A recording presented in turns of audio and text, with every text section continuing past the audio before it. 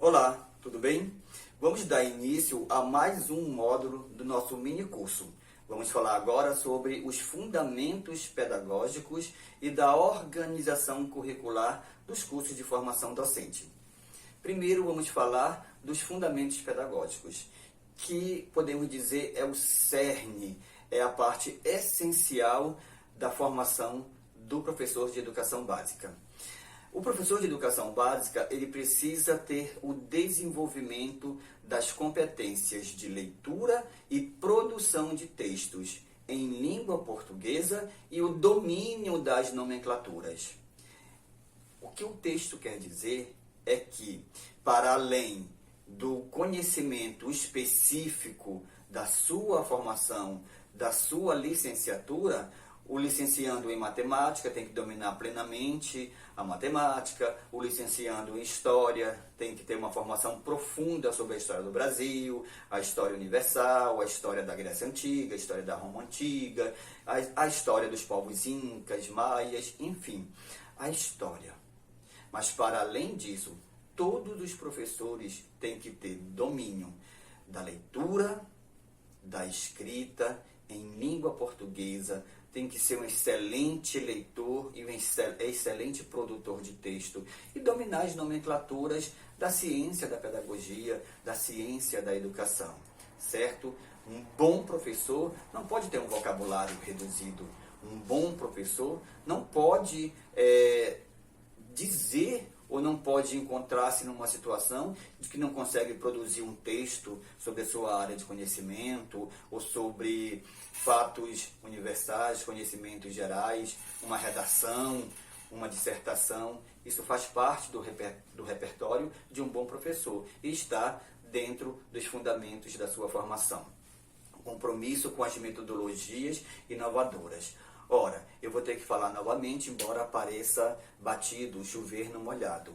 A escola tradicional com o professor e o quadro negro não tem mais espaço nos dias de hoje. Não tem mais espaço.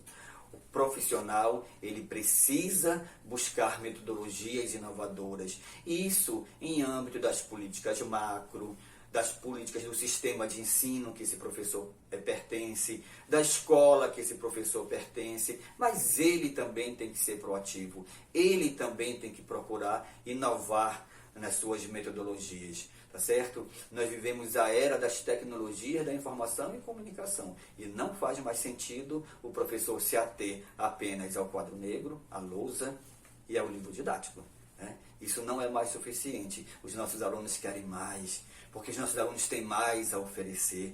Eles vivem essa sociedade tecnológica, essa sociedade digital, a cultura digital. E aí não tem como nós termos um aluno que está inserido e vive a cultura digital e um professor que está preso na prensa de Gutenberg, não é? Esses dois mundos, eles precisam articular-se, eles precisam se entrelaçar. Nós não estamos aqui desprezando o livro de maneira alguma. O livro tem o seu papel importante na educação, na história da humanidade, mas a gente precisa alinhar o que nós temos de antigo, mais eficiente, e o que nós temos de novo, que pode ser produtivo. Tá? A conexão entre o ensino e a pesquisa. E aí a gente não vai falar sobre isso, porque nós já falamos em outro momento, certo? O emprego pedagógico das inovações e linguagens digitais, que eu também acabei de falar para vocês. Avaliação como parte integrante do processo de formação. E aí é muito interessante, porque os cursos de licenciatura, os cursos de formação de professores, eles precisam não só formar o professor para um processo de avaliação emancipatória, mas eles precisam também, na prática, ter um processo de avaliação desse licenciando que faça com que ele experimente essa nova forma de avaliação, que ele tenha essa experiência, porque em regra os licenciandos, ainda nas turmas de licenciatura do século XXI, eles ainda são frutos de uma avaliação tradicional, de uma avaliação de verificação ou uma avaliação punitiva, quando alguns professores, não todos, faziam uso da avaliação como instrumento de coerção, de imposição para com os alunos. Então, um dos fundamentos no processo de formação docente é a avaliação como parte integrante do processo da formação. A apropriação dos conhecimentos relativos à gestão educacional. Nós vivemos um momento, e isso vem da Constituição de 1988, isso vem da LDB, e isso está nos dias de hoje. A educação vive a época da gestão colaborativa, da gestão compartilhada, da gestão escolar, onde o gestor, o diretor, o administrador, ele não é um tirano, ele não pode se colocar como um ditador, ele não se pode colocar como aquele que detém todas as chaves da escola e faz uso a seu bel prazer. Não, a escola é da comunidade, a escola é um espaço plural, é um espaço coletivo. A escola não é minha, a escola não é sua, ela não é só do estudante, ela não é só dos pais do estudante, ela é de todos nós. Ela é uma instituição pública, historicamente um espaço de compartilhamento, um espaço coletivo. Então, a gestão educacional, ela é sim, e tem que ser uma gestão participativa, deliberativa, colegiada. E aí, na formação docente, na formação do professor, ele precisa se apropriar dos conhecimentos relativos à gestão educacional, porque mesmo que ele esteja na sala de aula, na docência, e mesmo que ele atue apenas como professor nas redes de ensino, ele vai participar de alguma maneira compartilhada, colegiada, deliberativa da gestão educacional. O reconhecimento da escola de educação básica e o reconhecimento da escola de educação básica enquanto locus de formação docente. A escola de educação básica, ela não pode ser mais vista apenas como receptora de estagiários em momentos de final de curso de formação de professores. Não.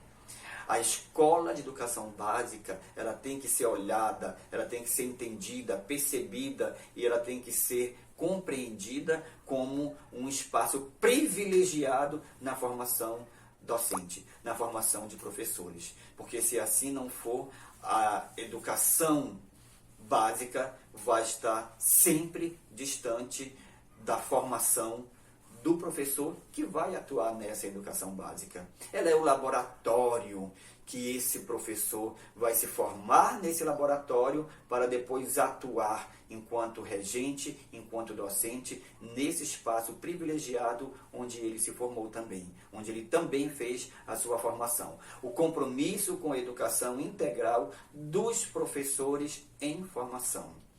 Essa educação integral, ela não significa uma educação de tempo integral. É a educação integral na mesma concepção da BNCC.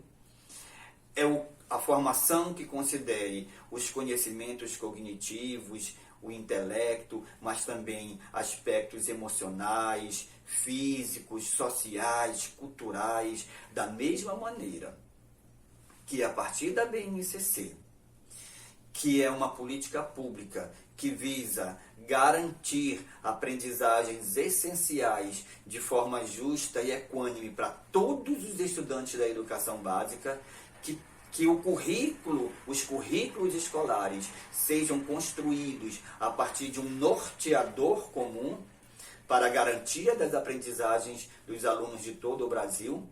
Da mesma maneira que a BNCC considera a formação integral do sujeito nos campos cognitivo, social, emocional, psicológico, cultural, a formação docente também tem que entender se licenciando na sua integralidade e não apenas considerar as teorias de aprendizagem, o conhecimento cognitivo, o legado cultural produzido por todos os teóricos, que tem que chegar sim à formação do licenciando, mas não apenas isso, né? Considerar também outros aspectos.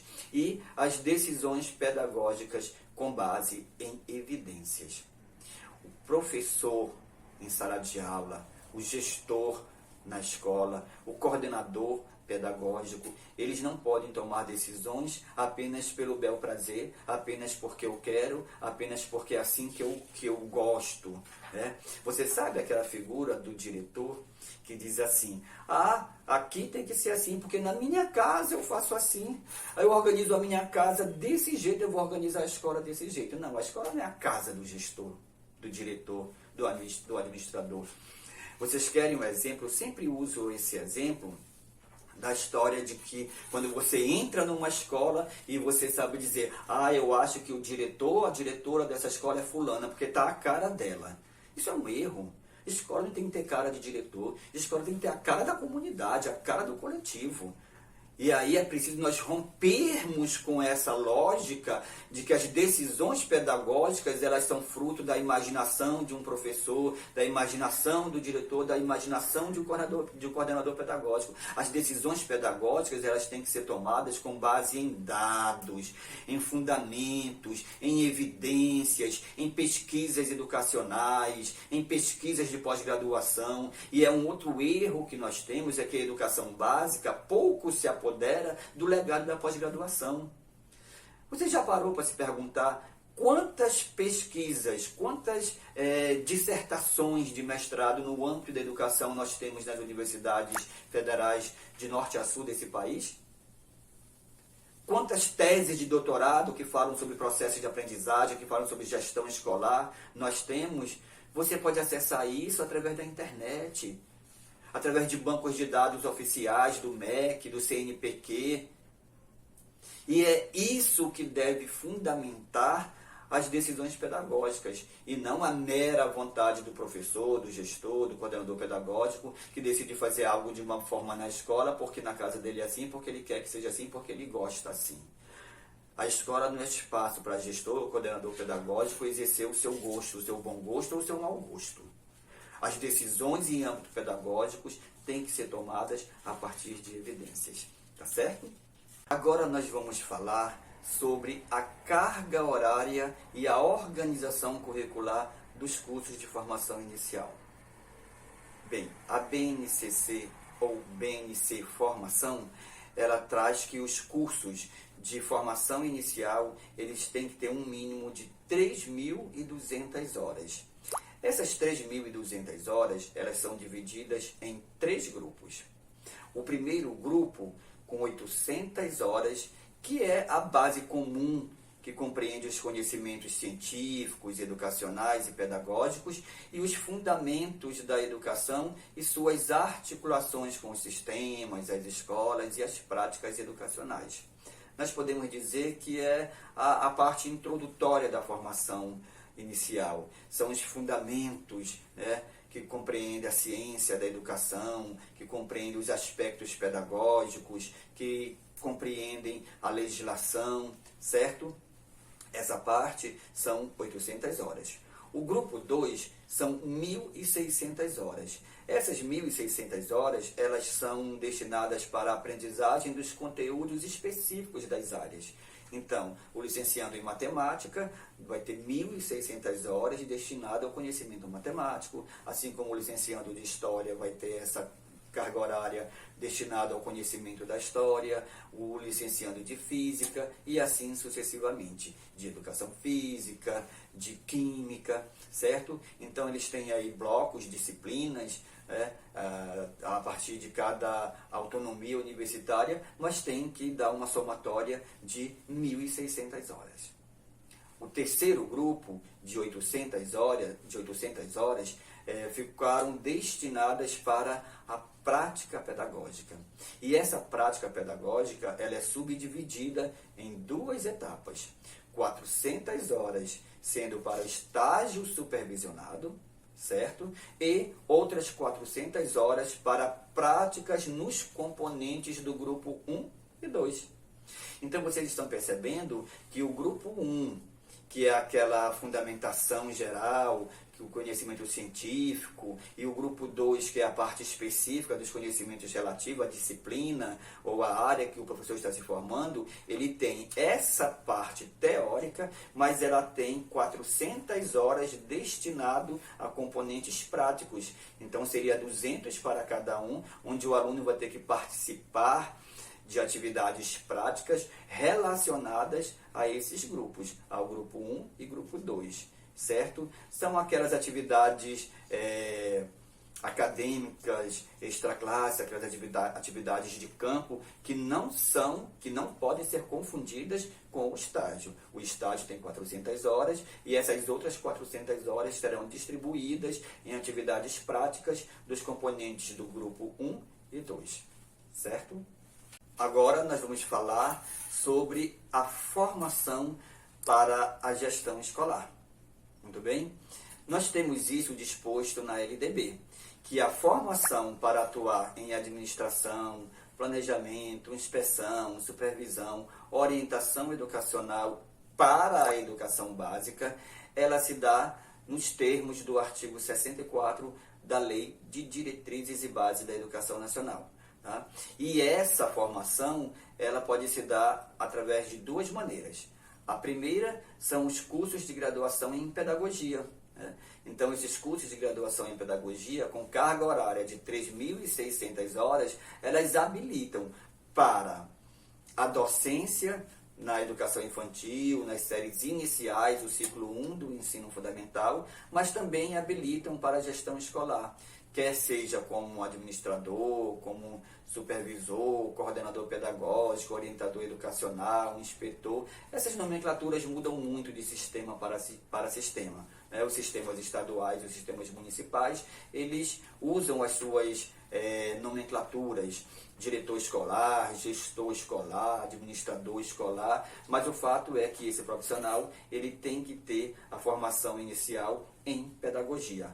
Ou ele pode ter um curso de especialização lato sensu ou ainda cursos de mestrado e doutorado, nos termos do inciso 2 do artigo 61 da LDB. O que isso significa? Significa que um professor que se licenciou em geografia, que licenciou em história, que licenciou em artes, que licenciou em educação física, ele pode sim fazer gestão escolar, desde que ele tenha uma especialização específica para formação em gestão educacional ou que ele tenha um mestrado ou doutorado na área de formação pedagógica que compreenda também a gestão escolar. Muito bem, agora há pouco nós falamos da carga horária para a segunda licenciatura, que é quando o profissional ele já tem uma licenciatura, mas ele quer uma segunda licenciatura diversa. Agora nós vamos falar sobre a formação pedagógica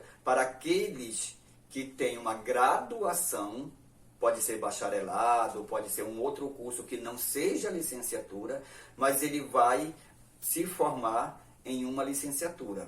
Então a carga horária para ele também é diversa e ela se divide da seguinte maneira. São dois grupos. Um de 360 horas, aliás, e o outro grupo de 400 horas, que juntos formam 760 horas.